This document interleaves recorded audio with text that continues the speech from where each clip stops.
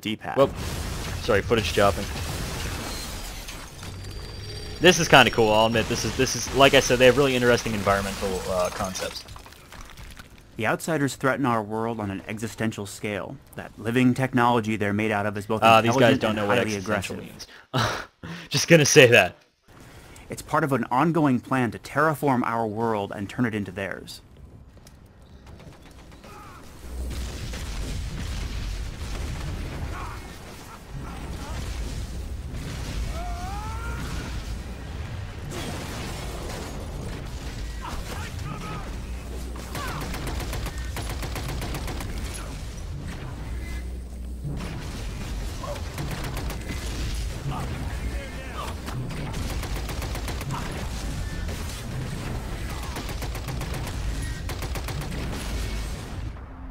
That's the university where Dr. Weir lives and works, but the outsiders have beaten us here. They've got a strongly reinforced position, and Harvey's at a real disadvantage. He's going to have to find a way to subvert this situation and make it work for him, using his agent powers.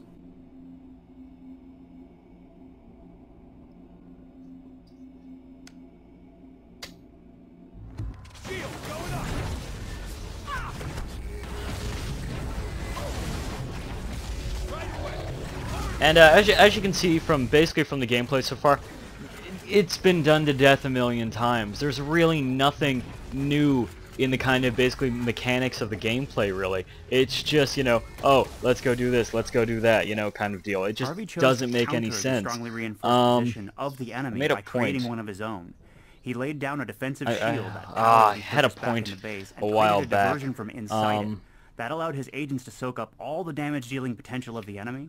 And yeah, if you watch him the up video and on come like back if you here watch this to video on disable the IGM turret. or something like Now that. that he's done that, we can capture it. This is another of those design changes that I mentioned. Oh, here we go. When he folds up the technology that this turret is made out of, he can actually take it with him and use it later in the field.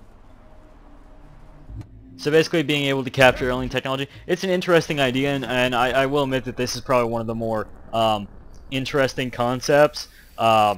It's kind of like Pokemon, to be honest, but I'm not saying it's a ripoff of Pokemon or anything like that, because it's obviously too non-specific to be that. But research gains, such as new weapons, agent perks, you should. There was this quote earlier on that I missed, but if you watch it on IGN, one of them says something about what they believe makes an XCOM game mechanically, and it just shows you that either A, they played the game for 2 hours and have no idea what they're talking about, or they're not really that much of a fan of the game. Now see, aliens like this, they just showed that interesting kind of ghost alien. That's actually an interesting concept, and that would actually make things better for this game. But instead, look at what you're fighting the majority of the time. It's basically just something that you could copy, you know, it's basically just something that you could have had, you know, the skin of, I don't know, Russians. You know, they could have, you know, Russian skins instead, and it would be the exact same thing. There's no like uniqueness to these to a lot of these aliens, especially these main aliens. They're just so you know, they're the cliched bad guys with guns who shoot at you, and it's really lazy when that shows up in games when you're trying to talk about how this is a unique alien race of living technology and all that blah blah blah. You know, like it just shows how creatively bankrupt you are sometimes. And don't get me wrong, I love, you know, the cliched guys, but, you know, if you're gonna have a game like this, you know, work for it, make something unique. Don't just, you know, copy paste, you know, these kinds of guys. Or if you're gonna do it very well. There's games that do that kind of style and do it incredibly well. So I don't know why they decided to go for that. While it's still guarding our back. Now, sometimes in the field you'll come across a novel design. This laser rifle, for example, is not adapted for human use, but if Harvey returns it to the lab, he can actually reverse engineer it and create a version that his agents can I'm just going use. to say, woo, in the meantime, laser tech is still in the game. That's a good thing. I love laser tech in the original XCOM. It's probably going to be nerfed in this one, though. We'll strip out the ammo and use it in one of our own alien weapons. This is the disintegration ray. We've included it here to show the gains of the long-term growth curve in XCOM. If you're willing to invest in research and master the science of the enemy, you can take them on and remove their edge in combat. Now this is pretty much the coolest part of the game, I thought. This is actually an interesting concept, and I actually think this is pretty cool. Harvey can't attack it in this form. Looks like it's opening some kind of gate. He's being burned. He has to get inside.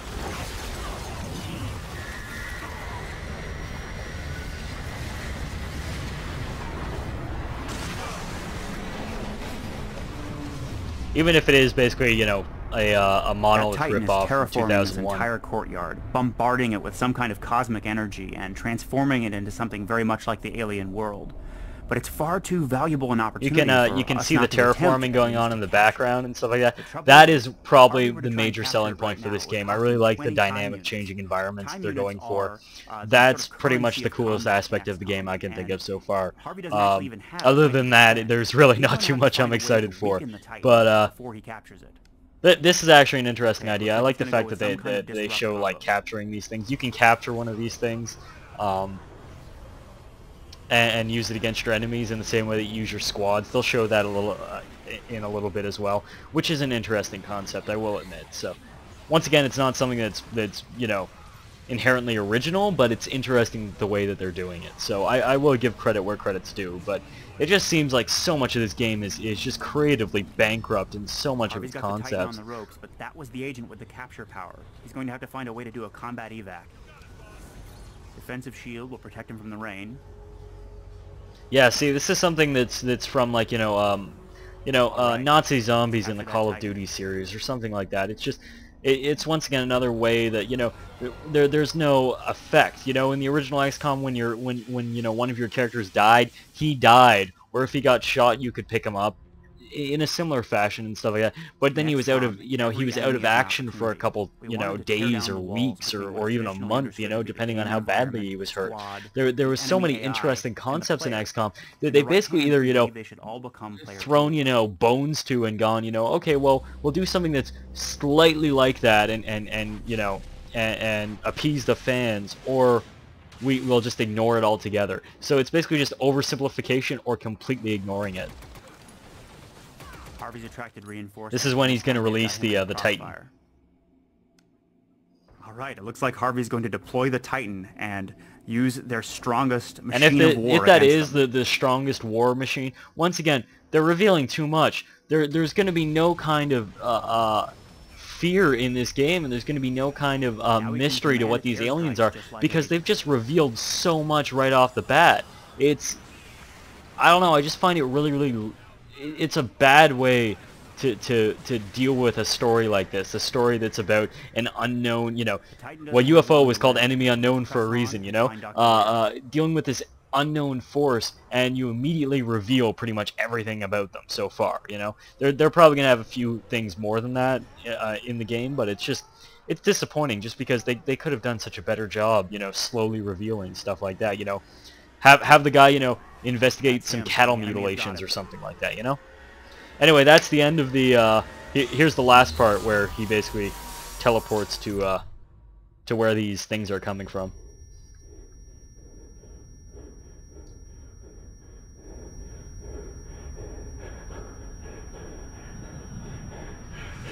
It kind of looks like Cybertron, but,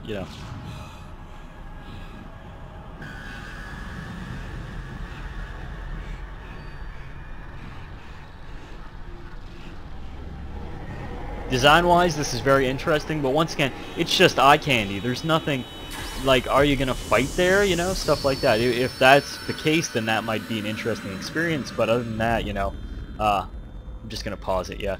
That's XCOM. That's what he just said. That's not XCOM. XCOM is a lot older than that, and a lot more detailed and a lot more deep than what that game was. And by all means, it doesn't look like an inherently bad game on its own merits. It's just not an XCOM game. They're, like I said originally, that a lot of people were arguing this is essentially a cash-in on the old franchise name. I'm on those guys' side now. I said that was, their argument. I'm pretty much in that position now, because Originally, I was thinking it was some kind of homage because they were talking about, like how, oh, they were fans of the XCOM game, stuff like that. A lot of the stuff they said in this video showed me that basically, and in an interview I also saw, there was an interview on Blistered Thumbs where one of the developers talked to a guy, and it just showed that these guys have no real respect or they're in no way huge fans of the original or anything like that. The argument that it's a cash-in seems more and more likely now, just because it's so different and it's so not inherently what what the game's about. I mean, if you look at something like Fallout 3, I'm reminded of Fallout 3 when I see XCOM, when I see XCOM, because it was a very similar situation when Fallout 3 was coming out. There were a lot of people arguing, oh, it's going to be Oblivion with guns, blah, blah, blah, and Fallout 3 succeeded on its own merits. It didn't necessarily succeed as an old style Fallout game or anything like that. By no means did it succeed that way. It succeeded in its own on its own merits. So by all means, XCOM could succeed on its own merits, but it does scream cash-in game, just because unlike something like Fallout 3, which inherently references everything, like it references the old games so much. You have Harold coming back from Fallout 1 and 2. You have ghouls. You have super mutants. You have the Enclave. In fact, one of the things that bugged me about Fallout 3 was the fact that they basically, just tried to redo Fallout 2's plot, basically. Basically, something like Fallout New Vegas tried something new instead. Fallout 3 was basically seemed to be a revamp of Fallout 2 set in Washington instead, So I lost my train of thought, great. But okay, what I was saying is they actually referenced this kind of stuff and they actually built on this stuff. This XCOM, what does it have that's similar to the original XCOM in terms of, the atmosphere, the story, or anything like that? Original XCOM started out as, an organization in the 90s, and an international organization is that. Now, it's a trumped-up American Men in Black thing from the 1960s. The aliens, you had, the sectoids in the original, and I can't remember what the ones were called in Terrors of the Deep, but they were like sectoids.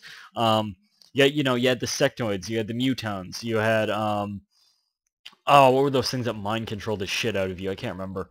You had ethereals, you had all those enemies, and are they going to be referenced in this game? Are they going to show up? No, they're not. They're not going to be there anyway. Are you going to have anything from the original XCOM in terms of story, in terms of, what's happening in the world? No, of course not. It's not going to be there at all. So I think that that's the big difference between what Fallout 3 was and what this XCOM game is going to be. Fallout 3 was very much dug up the past on a lot of, and very much borrowed a lot of concepts from Fallout 2, especially story-wise. XCOM is not doing that. XCOM is basically ignoring its parent franchise and basically just going for, whatever the fuck the developers feel like. So, basically, as a conclusion, I can just say that if they had named this something completely different, if, they just had named this Alien Command or, like the Men in Black or something like that, it wouldn't have really changed that much. It wouldn't have, there would be no difference. You don't need to have the XCOM title on here, and that's my argument for why this is a ripoff, because you wouldn't need this title for anything but a cash-in, because they're largely ignoring the old game and just crimping from modern stuff. I was pointing stuff out the entire, video, oh, this is from, Mass Effect 2, this is from this is from that, they're crimping a lot of stuff, and by no means are they actually looking at the original and looking at what made the original popular. They're just going for what they want. So that's basically my conclusion. I don't have a lot of hope for the game. I'm going to wait till reviews come out, because I didn't have a lot of hope for the new Deus Ex, but that actually apparently is pretty good. There's been some really good reviews for it. I didn't hold out a lot of hopes because I heard Square Enix was developing it. Turns out they're just producing it, so yay. Might check that out soon too, actually. But yeah, just final thoughts on this game. I left me with a bad taste in my mouth watching this video, just because it doesn't seem like anything interesting, And oh man, I gotta do some. Now I'm depressed. This game demo depressed me. Oh, I gotta go back and play XCOM on DOSBox, or Hell, maybe I'll just do the Metro Last Light demo after this, just because, oh man, that looks so much better than this. I can't wait for that game to come out. So, till next time, I hope you enjoyed that. It's something a little bit different. I'll have Evil Genius up soon. You just got to give me, 3 or 4 days to actually be able to move my hand better. Thanks, guys. See you around.